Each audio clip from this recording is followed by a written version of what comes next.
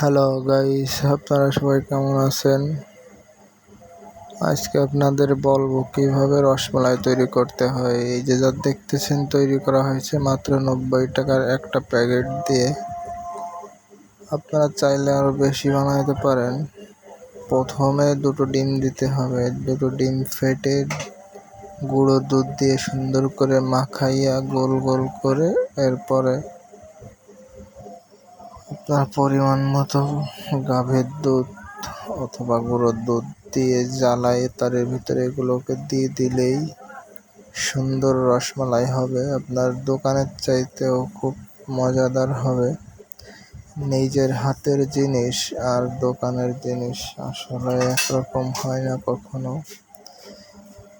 তো যদি ভিডিওটা ভালো লাগে তাহলে আমাকে সাপোর্ট করেন সবাই, আর